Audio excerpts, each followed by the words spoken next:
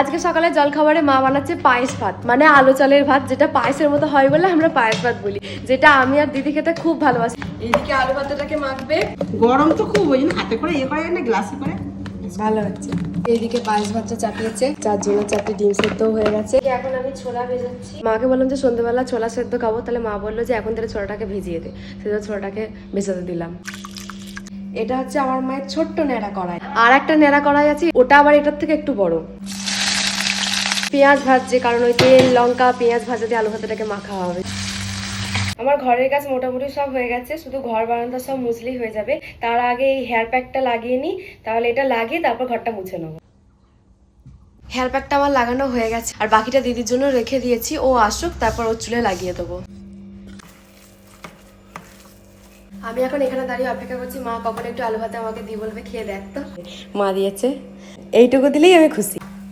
মায়ের হাতের আলু ভাতে দারুণ। মা এখন এবারে পায়েস ভাত প্লেটে প্লেটে দিচ্ছে। পায়েস ভাত হয়ে গেছে আমাদের রেডি, ডিম সেদ্ধও আছে, ওইদিকে আলু ভাতেও মায়ের মাখা হয়ে গেছে। পায়েস ভাত মানেই তার সাথে ঘি নিতে হবে, এই যে ঘি।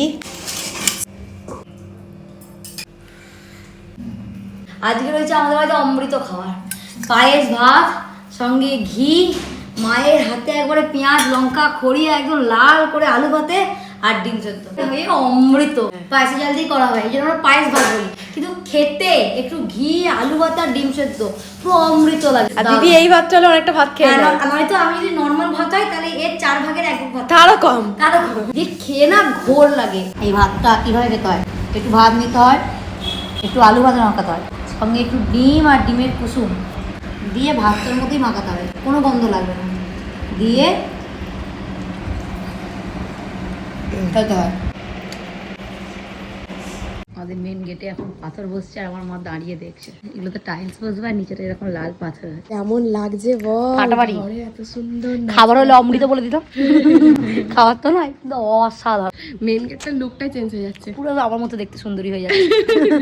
এখনো অনেক কাজ বাকি আছে। আমার মা এমন করে দাঁড়িয়ে আছে যেন কাজটা আমার মাই করছে।